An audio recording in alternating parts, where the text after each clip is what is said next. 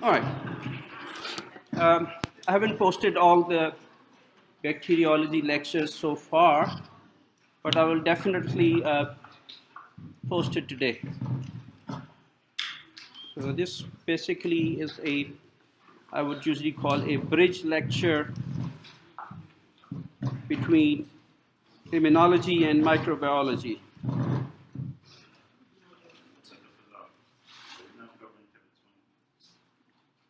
We did cover chapter 20. Okay. Let's talk of commensal. Chapter 20 was in-class activity, paired activity. That's what I said the other day. You just have to pay attention. Commensals. Commensal is a concept that you have to have for bacteriology. And if you look at the definition of what commensal means, basically it means one who eats at the same table. And we talk of commensal and pathogenic microbial flora in humans. Again, I'll just warn you that most of the bacteriology slides are high content cramming material, and there are a lot of stuff that you need to do. So I would pay attention to some of the important concept forming things that I'm going to talk about, and then you need to do the rest as far as memorization and cramming is concerned. Now, this whole concept of commensal bacteria, right now I think you may have got this idea that bacteria is bad. Bacteria is something harmful. Bacteria is there for our immune system to fight against, and so on and so forth. But when we talk of commensal bacteria, we are going to talk of something basically which is good, something that is there, and we cannot do anything about that. So they are basically are with us for good. And most of the recent developments that are happening in medicine are related to bacteriology, especially commensal bacteria. Now, if you were to look at this particular slide over here, and this is coming from Nature Medicine, of course, from the top journals. So if you look at the human cells that we have in our body, so there are 10 to the 13 human cells. So in a normal body, we have 10 to the 13 human cells.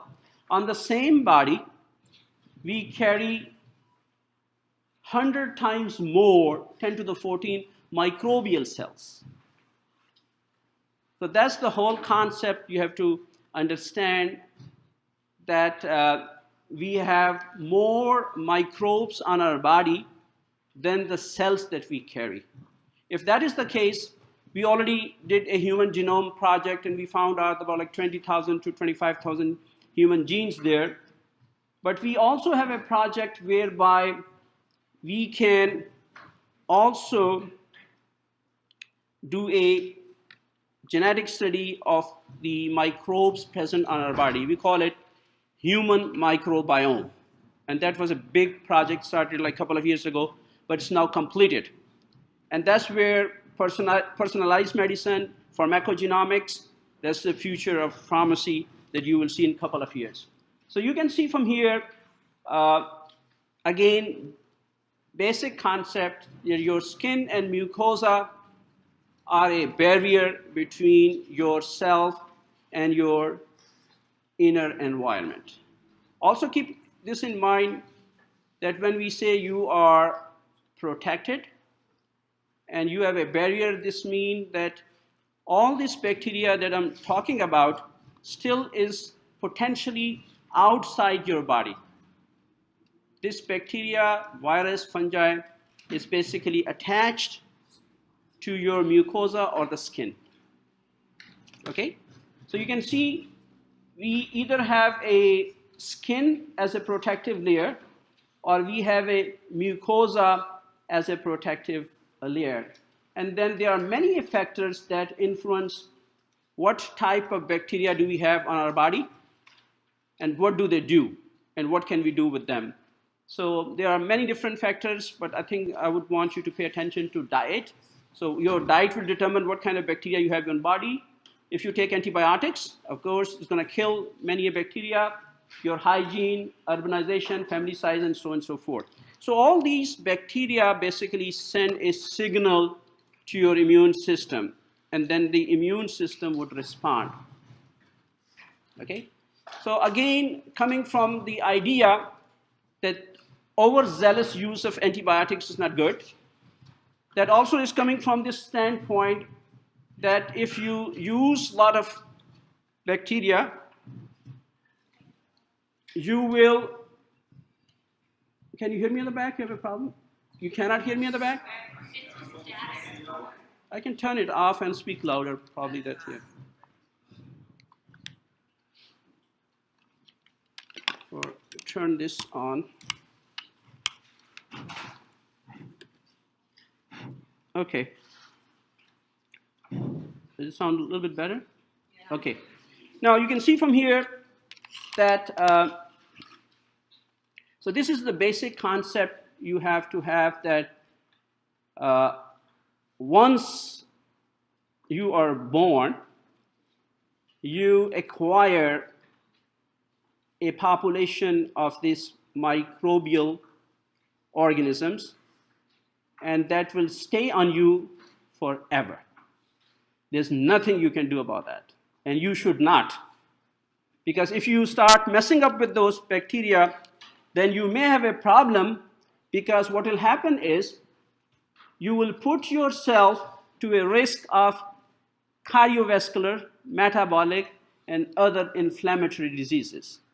So what I'm trying to say is these commensal bacteria, and I use bacteria as a word because we used to call them normal flora, are your friends. That's the whole concept you have to have. Now also keep in mind that not all bacteria are your friends. The term that we normally use, some bacteria are pathogens. These bacteria are the troublemaker, they cause problem, but mostly commensal bacteria, you can see from here, are your friends. And these are the bacteria, they are considered as a protective bacteria. And they are there for a good reason. And right now, most of the research is taking place on these commensal bacteria. What do they do? How do they do? And how our immune system is basically educated by that. Now, some concept forming slides. As I said earlier, we have trillions of microbes that include bacteria, fungi, and viruses, and they all are associated, intimate association with our body called human microbiome. So we can do genetic analysis, and we have done it. So what it suggests to you, each one of us, if we were to run your human microbiome, we can collect the data as to what do you have on your body and your skin. Okay, and of course, each one of us would be different. Now also keep in mind that this collection of microbes basically living in and on our body isn't random. So we have acquired things. Just imagine the babies, for example, intrauterine life, they are sterile. They should not have any bacteria. The moment you come into this world, you basically acquire a set of bacteria and microbes which will stay with you for the rest of your life, and that's what we need to learn. How do they do that? Now, again, a part of innate immunity, you can see from here that though these microbes are sitting on our skin and mucous membrane, but they basically are there to educate our immune system.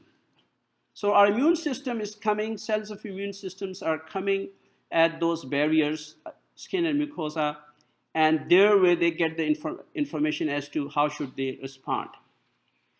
And if you look at the major barriers that we have in terms of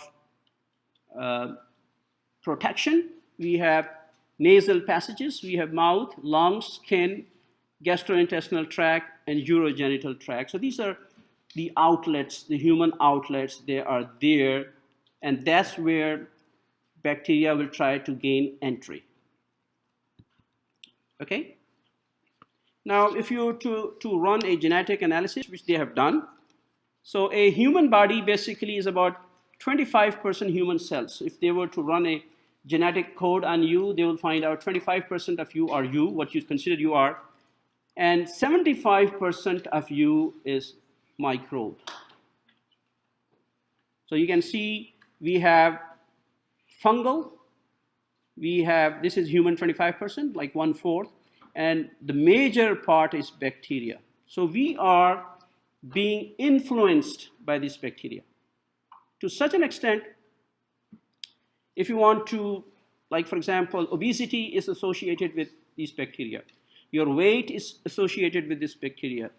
Your stress level is associated with this bacteria. Your other diseases are associated with this bacteria because these bacteria are the trendsetters. Okay? Now, if you were to count the cells, which they have done it for you, you can see our bodies have 37 trillion cells, and 100 trillion basically are microbes. So if you were to take these microbes and weigh them, so they come out by 2.5 pounds of weight of bacteria. So it's a lot of weight. It's a lot of weight. And then again, if you were to look at in terms of volume, 99%. And again, as I said earlier, you have to understand this concept before you go, and this will guide you to quite a few answers that you may have for patients, for over-the-counter drugs, and so forth. Okay? So the idea is that I think 2009, if I believe correctly, that's where they initiated, NIH initiated these projects. And right now, what we have is we have like a Google, like a big robots. So we'll take samples from different parts of your body and run them through, and we can do a gene analysis, and for every human being, and that's what has been done right now, right? If you were to look at the data, of course, it's all, we call it pharmacogenomics, and as I said earlier, this is something you will see next 10 years coming for all different parts of medicine, pharmacy, and so forth. This is how it's going to look like. So if you were to run that for the whole body, what they normally do is that they will take swab from all of your openings and run for the bacterial DNA. And you can see from here, they have a chart, a map of diversity in human microbiome. So you will have a set of bacteria sitting on your skin, mucous membrane, so forth, and they can pretty much find out. And they will also tell you whether it's normal or abnormal. Because some of the bacteria may not belong to a particular area. So we need to know, for example, the part of today's lecture is I want you to know at least the term that we say, what is the normal flora on your skin? What you should have as a protective bacteria on your skin?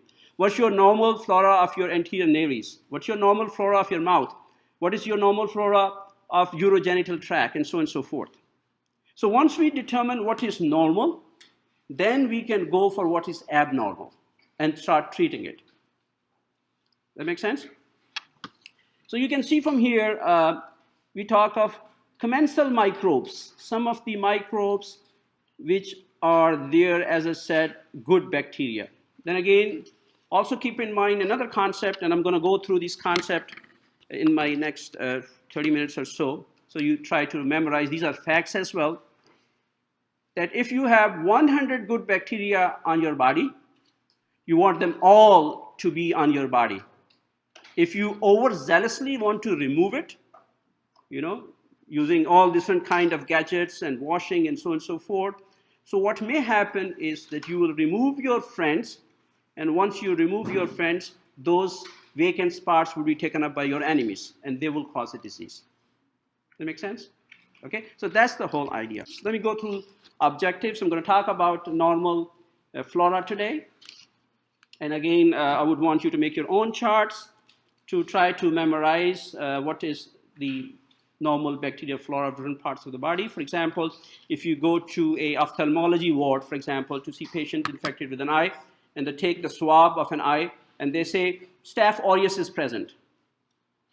Now the question is Staph aureus normally present over here, or something came out of somewhere?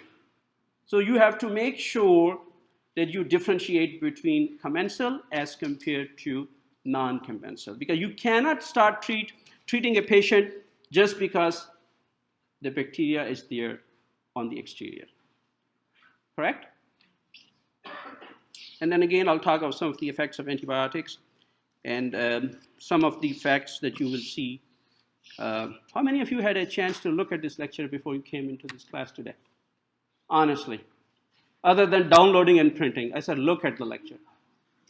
So no hand down, only one. Okay, that's fine. But what I would warn you is that because it's a high content matter, immunology basically was a little bit conceptual. This one is memorization. So right from the word go, start cramming and memorizing and doing whatever you need to do, because this is going to be tough. Okay, now what is infection? What is the term? Concept-wise, I already told you that you have more bacteria on your body than your cells. If I isolate a bacteria from your mucous membrane or skin, does it mean that you are infected? No. Okay? So keep that in mind. Now, this is a protective layer. We have skin and mucous membrane, and you can see infection and shedding. As a rule, all our tissues are sterile. You name a tissue, brain, liver, heart, everything is sterile. But keep in mind, the openings into our body are not sterile. Okay, so mouth, anal canal, urogenital region, skin, they basically are not sterile. So they are filled with bacteria. Now these bacteria get attached to these places, and sometimes they are shed off as well. We call shedding. So what may happen is that you have a bacteria in your mouth, and this bacteria can travel all the way from your mouth and be passed in your feces because it goes through the alimentary tract. Okay? And also remember some of the physiological things that are happening. For example, urogenital tract. Right? You have anterior urethra, and you have bladder. And then bladder is connected to ureters, and ureters are connected to the kidneys. Now, normally, you may have some bacteria sitting on your anterior urethra, right? Because of the environment, because of the outlet. And also keep in mind that the continuous flushing of urine will wash them away. Okay? You have bacteria on your conjunctiva, but the continuous lacrimation will wash those away. Okay? You have bacteria in your mouth, and these bacteria are moving forward with the food. So the air you breathe, the food you take, you touch something, there are millions and millions of bacteria over there. But the challenge is that your commensal bacteria make sure they would not let any other bacteria, bad guys, to come over and take this part. So that's like a concept you have. The only exception, though, is if, for example, if it's a vector there, like a mosquito, and this mosquito bites into your vessel, in your blood. Blood is normally sterile or not? Sterile. Okay?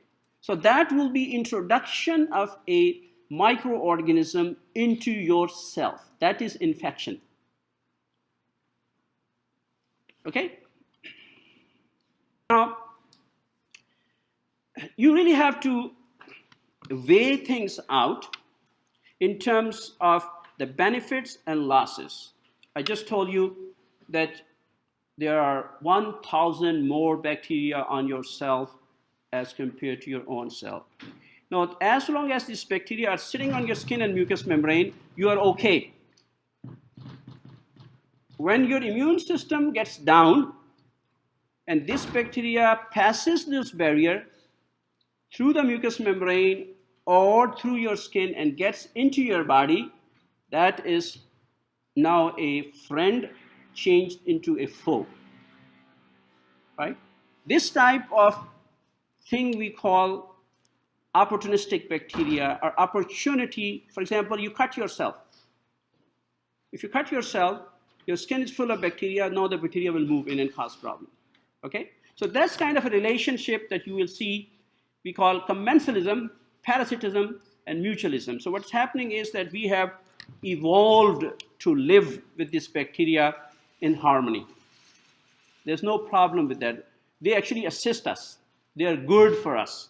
So the message for today's lecture will seem to you, commensal bacteria are your friends, and you cannot get rid of them, and you should not get rid of them. Right? If you do that, for example, overuse of antibiotics, you will put yourself in trouble. If you wash yourself too much and you remove all those good bacteria, you are in trouble. Right? So there has to be a critical balance that you have to have in terms of normal immune function. Okay? And then again, you can see some of the bacteria are there. The highest number of bacteria all of us carry is in colon. And then again, there are many functions for that. I'll discuss in a while. But they are there in our colon, within our cell. But since they don't pass the mucous membrane, they still technically are outside of our body. But if you have ulcer, if you have a cut, if you have a problem, and these bacteria enter into your body, then you may have a problem. Okay? Now the question will come, what do? Well, they participate in metabolism of food products, we know that. They also provide essential growth factor like vitamin K. They basically protect us from infection. So they have taken up the spots on our body, which are critical spots, and they will not let the pathogenic bacteria to come over and take over. So they will kind of have that a barrier influence. And then again, finally, they do teach our immune system and they stimulate the immune response. Okay? So the idea is that your microbial flora is in continual state of flux. So there's a set of bacteria that we cannot remove from our body, but some of the bacteria will be acquired by the environment. If you kind of spend like 8 hours a day in 103, so you basically will acquire what is the norm over here. And if you tend to sit together for 8 hours, 7 hours, there's one way or the other, we call that a typical continual state of flux that your bacteria will keep on rotating and moving on.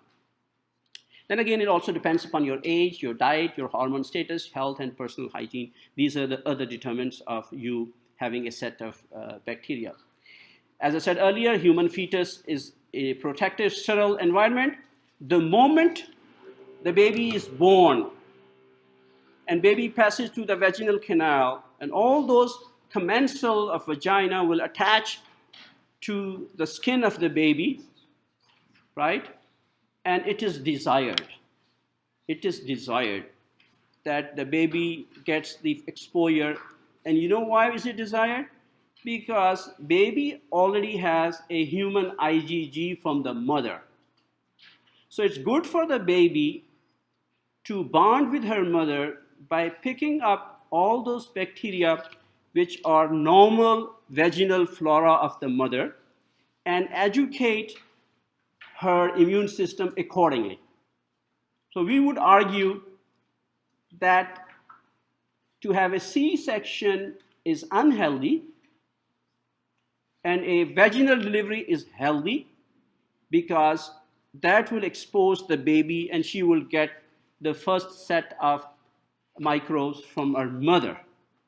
Because she's going to take mother's milk, she's going to suck at mother's nipple, she's going to get close to mother's skin, and she's going to live with mother's skin. So she will acquire the normal commensal for bacteria for the mother. So it's good for her, the baby, to acquire that. So she basically picks up a good immune response. So this is how it works.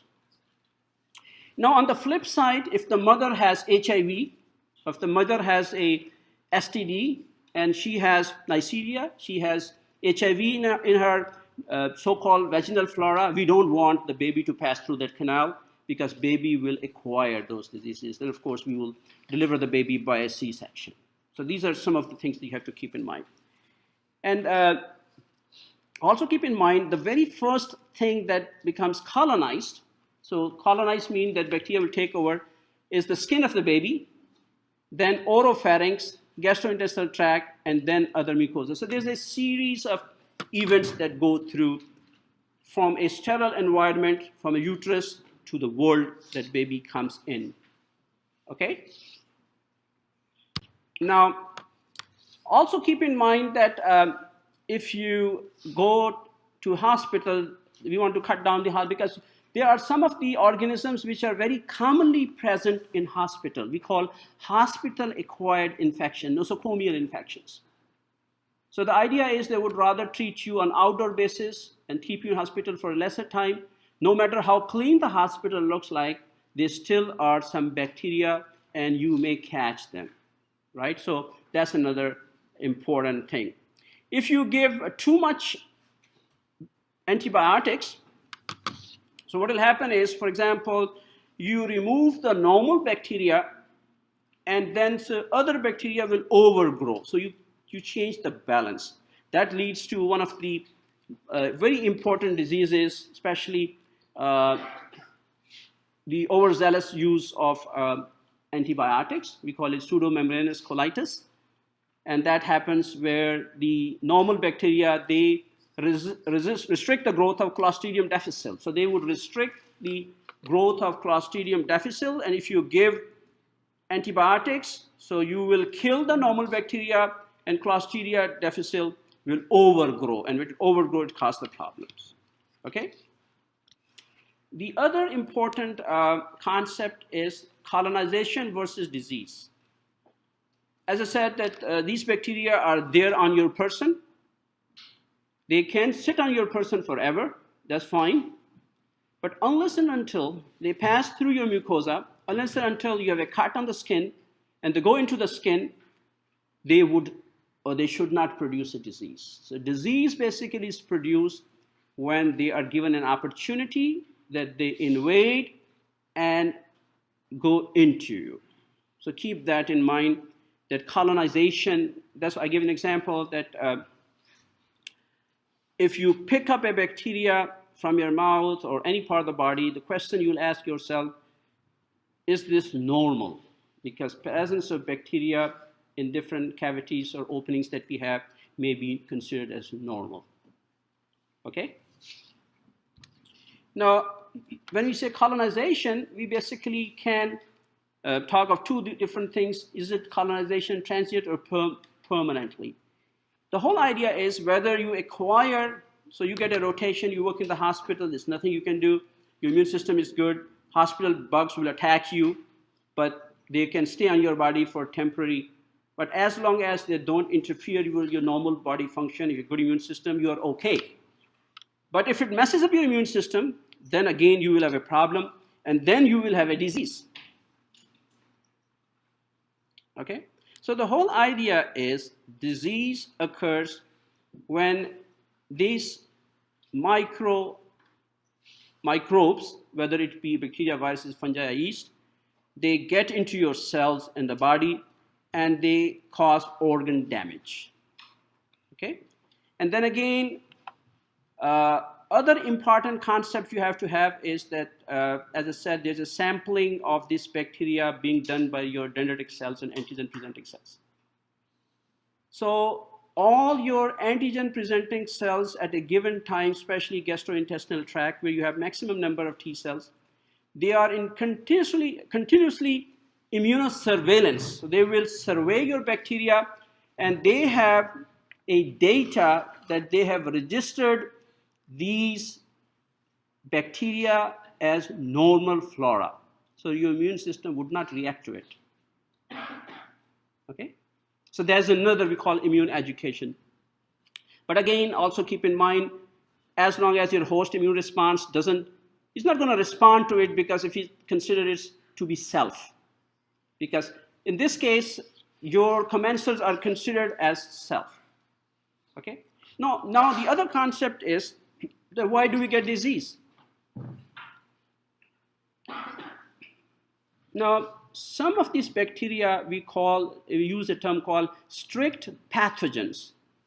They cannot do good to you. So they are always troublemakers. Whether you find them or you don't find them, they are there to cause problems. We'd say strict pathogens. For example, Neisseria gonorrhea, that causes gonorrhea. So if you find that, it's not going to cause something good, it's going to cause STD, as simple as that. So they are considered as strict pathogens. Mycobacterium tuberculosis. If you have tuberculosis, any part of your body, this is not normal. They cannot be your commensal. Okay? So let's review some of the lists that we have. By definition, strict pathogens mean that they are always associated with disease. There's no question asked. And some of the list, for example, are Mycobacterium tuberculosis, causing tuberculosis, Neisseria gonorrhea, causing gonorrhea, Francisella tularensis, causing tularemia, Plasmodium, causing malaria, and rabies virus, causing rabies. So if you do find them on any part of your body, be assured this is not normal. They are strict pathogens. Now, and actually most of the infections are caused by opportunistic pathogens. So they basically are your friends, but all of a sudden they decide to cause problem to you. So they are your friends as long as your immune system is okay. If your immune system is depressed, it goes down, there's a cut, there's an injury, there's an abrasion, then they will take over and they cause problems. And you can see from here, Staphylococcus aureus, Escherichia coli, and Candida albicans. And again, you just need to get used to these words because I'm going to talk about these in details anyway. So the idea is that these bacteria in their normal settings would not cause a disease. But if you introduce them into unprotected sites by a cut, abrasion, or a depressed immune system, they will cause a disease. Okay? Now, also keep in mind that when we say we can culture bacteria, also keep that in mind. This culture means based upon the techniques that we have. But most of the microbiologists believe that there still are some bacteria that we cannot culture, but they are there. Because we can only find this bacteria if we can culture them. You know, that's what we call the tip of iceberg. So there are more population of bacteria than we think there is. Okay? That's why they wanted to go for a human microbiome project. I told you, and they have done it for a set of population, but they would introduce it to the rest of the population.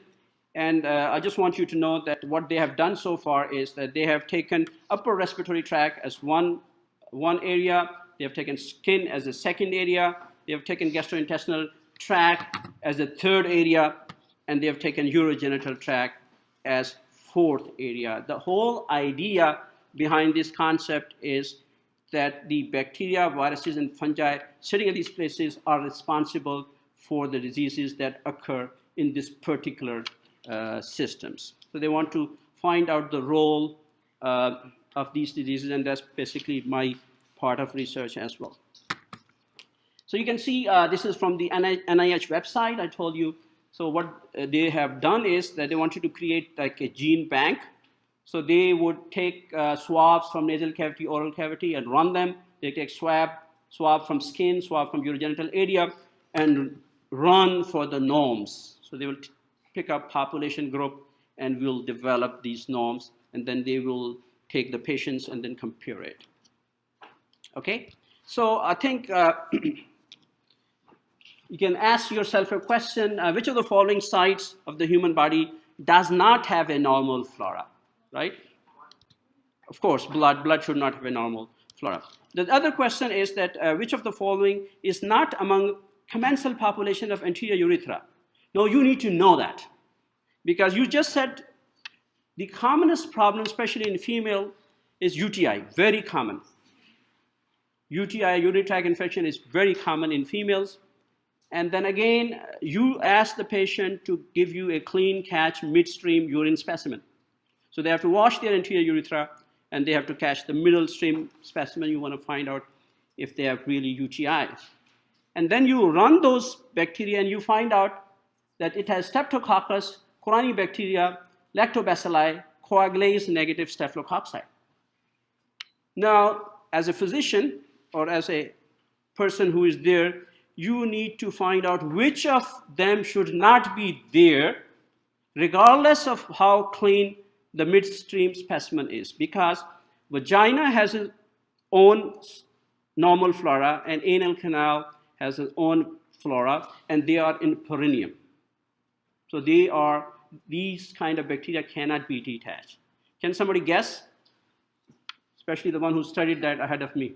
Which one of this should not be considered as a normal flora?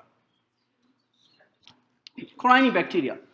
Corynebacteria. So that's again important. So the idea is you need to know which is normal before you go to find out which is abnormal. So that's some of the things that I want you to make sure. Okay, let me run through some of the important things, and then you can do your memorization afterwards. Upper respiratory tract, simple concept. A bacteria which is sitting on the upper respiratory tract, the reason is because this bacteria wants to breathe. So they basically are aerobic bacteria. So they are aerobic bacteria because if they don't have oxygen, they will die. And the most common are Streptococcus, Haemophilus, and Neisseria. But they also have some anaerobic bacteria which can also cause disease. So when we look at those specimens, we look for all the detail. Okay. The commonest cause of plaque, I know most of us have problem with our teeth, and you have plaque and loss of, so it is coming from bacteria. So bacteria is there, which normally is avirulent, and it is forming something on your teeth we call biofilm.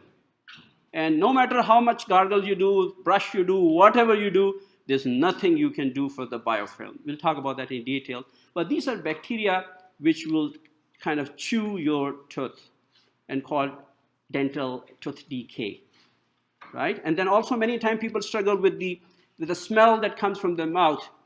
And this smell, anything that smell comes from any of the opening, that's because of bacterial fermentation. So that's because of the bacteria, they are sitting over there and producing that.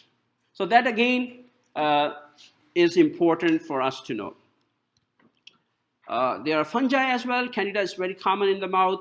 There are parasites as well. Entamoeba and trichomonas, they are also present in the respiratory tract. So what I would want you to know is that at least a couple of bacteria which should be as a normal flora for each and every part of the body, and then find out what are the pathogenic organisms that then cause disease. Because when we teach you, the question I'm going to ask you, name the bacteria which will always cause disease in upper respiratory tract. And you can see these are the bacteria that are responsible for causing upper respiratory tract infections.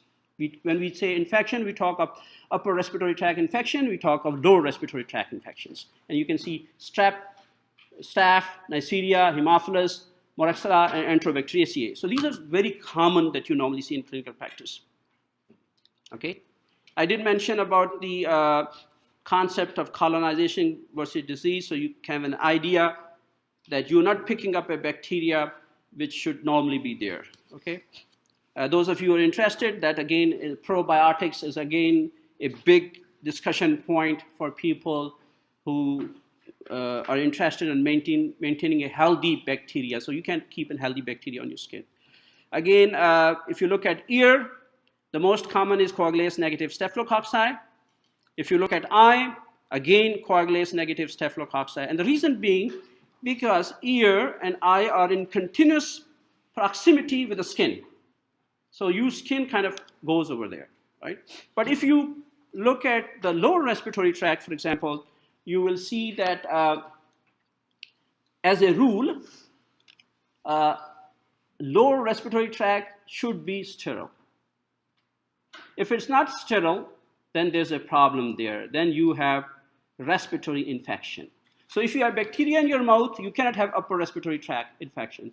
But if you have bacteria in your lower respiratory tract, you have a respiratory infection. And again, the most virulent mean, the one that causes most damage, are Staph pneumoniae and Staph aureus. And then again, there are a couple of other, but very common strep and staph are there. Also keep in mind another concept that you may think that only one bacteria will cause one disease. That may not happen.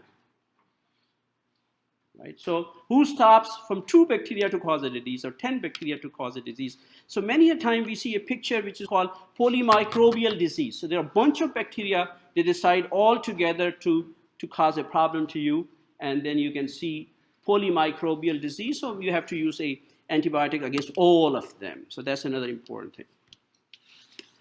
Gastrointestinal tract, I usually give an example that even to such an extent for the motherhood-baby bonding, most of the pediatricians and neonatologists will even suggest that the mother take something, chew it in her mouth, and give it to the baby. So the very first thing that the baby acquires for her normal flora of the gastrointestinal tract should be mother's saliva containing mother's bacteria, because she's going to have mother's milk eventually. So that basically shows you the concept over here. You want to colonize your bacteria, and these studies have been linked to quite a few important researches. So you can see from here, the moment you start ingesting food, water, everything, that basically will determine as to what kind of food are you taking. And then again, there's a protective mechanisms that we have. Now the upper part of the body, mouth and upper respiratory tract, then if you go down esophagus, because esophagus is a tract where food moves on.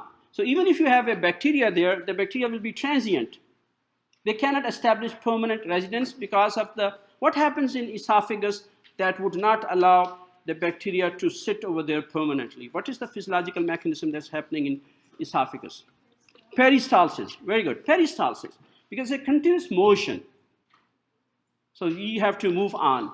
So what may happen is, but you still get esophagitis, mostly it's Candida, herpes simplex virus, and cytomegalovirus. They are responsible. So viruses and fungi are more responsible for causing esophagitis, this cause of the disease. Now, common simple question, what kind of bacteria do you think can thrive in stomach? Acid tolerant, because acid is is HCl, very strong acid. So any other bacteria cannot thrive over here. And what are the names of those acid tolerant bacteria? Helicobacter pylori, Campylobacter jejuni. So these are the commonest things that we normally see because they have learned over time. And I don't know if any of you have been to the Yellowstone Park. Have you been to Yellowstone Park? You've been to. So you see that faithful geyser or whatever that is. So when it erupts, so that has a boiling water there. So they found out that some of the bacteria are still there. So they can tolerate that temperature. So bacteria have learned over time to kind of find the right ecosystem to thrive.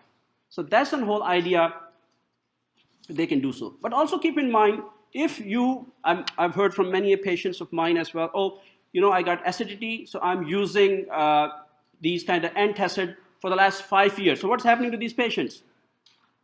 If you're using antacid for the rest of your life, you basically are giving a chance of bacteria to thrive in your stomach because stomach would not have an acid there. So you are reducing the, kind of acidity of the stomach. So that's a problem there. This should not happen because that's against the normal physiology of the stomach. Does that make sense? All right. Small intestine, again, you have bacteria, fungi, and parasites. Most of the time we see common causes of gastroenteritis, Salmonella, Campylobacter. But the important thing is that sometimes these bacteria are present, we call asymptomatic, and they don't cause disease because they have not penetrated the mucosa. So they need to penetrate the mucosa. And one of the things that they may require is that they have to build up a critical mass. So one bacteria cannot cause a problem. You have to have like 1,000 bacteria to make sure to invade and cause problem. So that's why you need to make sure that they reach that clinical lab test. Large intestine, I already saw, feces are nothing but bacteria. So you can imagine the public lavatories, washrooms, and so on and so forth, what is happening there in terms of people acquiring those bacteria over there. But again, parasites and other things are also important. Now, having said that,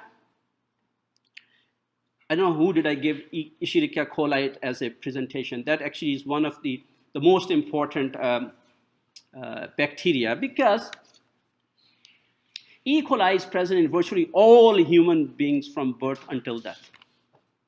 So that is, our system has evolved over time, right? And it represents 1% of intestinal population. So number is low.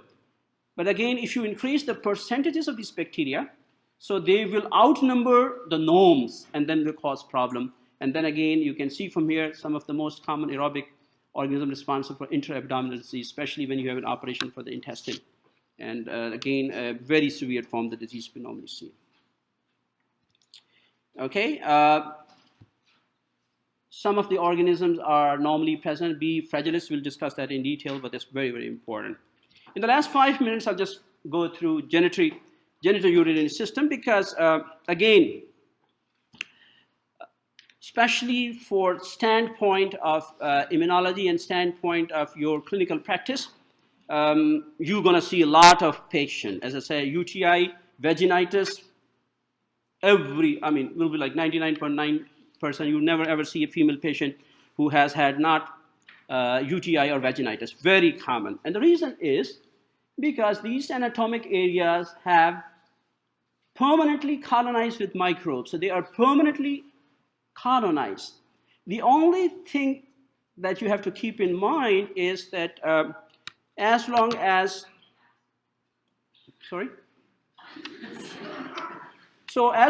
the bacteria don't pass through the cervix and move up, right, we are okay. But if they start moving up, then there's this is called retrograde infection. And you can see from here, flushing action of voided urine is important, but since female have a small urethra as compared to male, so they are more prone to infection as compared to males. Male will very rarely have UTI infection. If they have UTI infection, reason is STD. The chances are STD. But in women, very common, very common. And you can see that if it goes, we call ascending infection, if it actually goes from there, because sometimes what happens is, then we'll discuss the detail when I teach you vaginitis, that some of the aspects of having the normal flora is important because of the proximity of genitourinary tract together. So if you look at anterior urethra, for example, these are commensal population. Lactobacilli, the most important bacteria there. We have streptococci, coagulase negative staphylococci. That's there from the skin as well, because of labia majora and minora are part of the skin. Then the important point is that these organisms are avirulent and rarely associated with human disease. So these one, if you find, they are avirulent, mean lack of virulence, but they won't cause a disease. But at the same time, because of proximity of anal canal with vagina and urethra, there are chances that the fecal organism may enter into UTI, causing infection. And you can see that there's tons of enterococcus, and all these are important, and they basically can multiply in urine and lead to significant disease. And some of the pathogens like gonorrhea, chlamydia trachomatis, which is #1 STD in this part of the world, STD, I would say like whole world.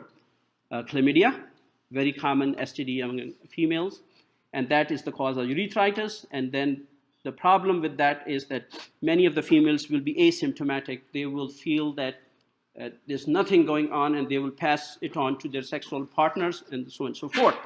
And then you can see from here, you need to know what is the anterior urethra population in normal population. I already talked about non-cultivated microbes. I talked about if you give overzealous treatment for some of the diseases, you may have a pseudomembranous colitis. And The whole idea behind is, if you give an antibiotics, you will remove your friends and you will give your enemies a chance to take over, right?